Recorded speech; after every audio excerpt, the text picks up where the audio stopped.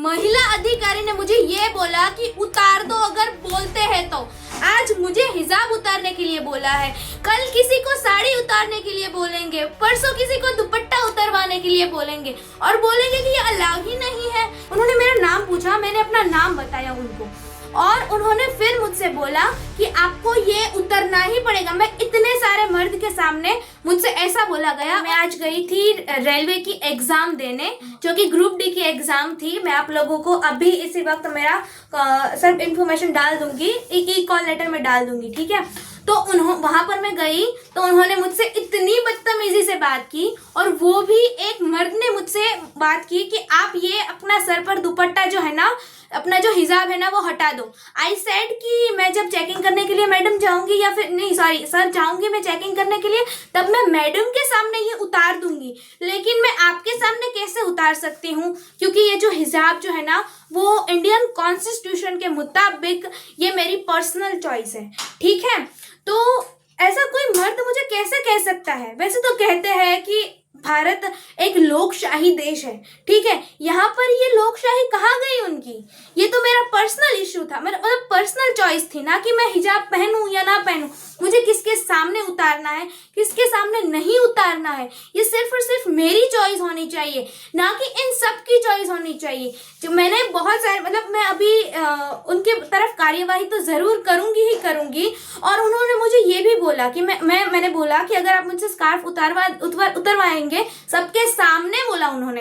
कितने सारे मर्द खड़े थे, कितनी सारी औरत खड़ी थी और उनके सामने इतने ज्यादा 3 से 4 सिक्योरिटी गार्ड थे और 2 से 3 सुपरवाइजर थे या फिर एक ही सुपरवाइजर था, ठीक है। उन्होंने मेरा नाम पूछा, मैंने अपना नाम बताया उनको और उन्होंने फिर मुझसे बोला कि आपको ये उतरना ही पड़ेगा। मैं इतने सारे मर्द के सामने मुझसे ऐसा बोला गया और मेरी मतलब सेल्फ हरासमेंट हुई मेरे साथ।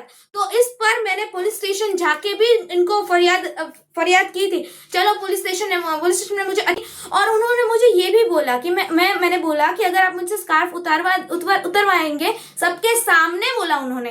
कितने सारे मर्द खड़े थे, कितनी सारी औरत खड़ी थी और उनके सामने इतने ज्यादा 3 से 4 सिक्योरिटी गार्ड थे और 2 से 3 सुपरवाइजर थे या फिर एक ही सुपरवाइजर था, ठीक है। उन्होंने मेरा नाम पूछा, मैंने अपना नाम बताया उनको और उन्होंने फिर मुझसे बोला कि आपको ये उतरना ही पड़ेगा। मैं इतने सारे मर्द के सामने मुझसे ऐसा बोला गया और मेरी मतलब सेल्फ हरासमेंट हुई मेरे साथ।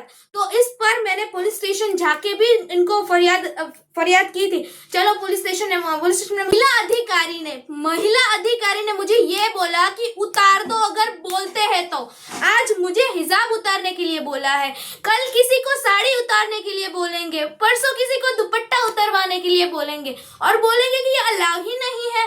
तो आप लोग प्लीज मुझे ज्यादा से ज्यादा सपोर्ट करें ताकि मैं आगे इनकी कार्यवाही कर सकूं और इनके खिलाफ लड़ सकूं।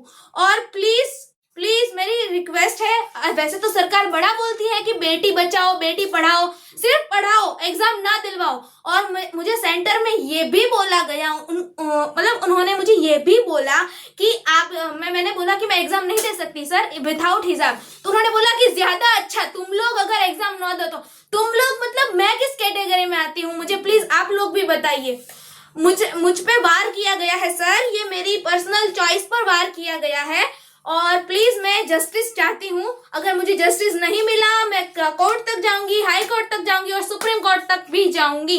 प्लीज मुझे जस्टिस चाहिए, मतलब चाहिए। Thank you so much.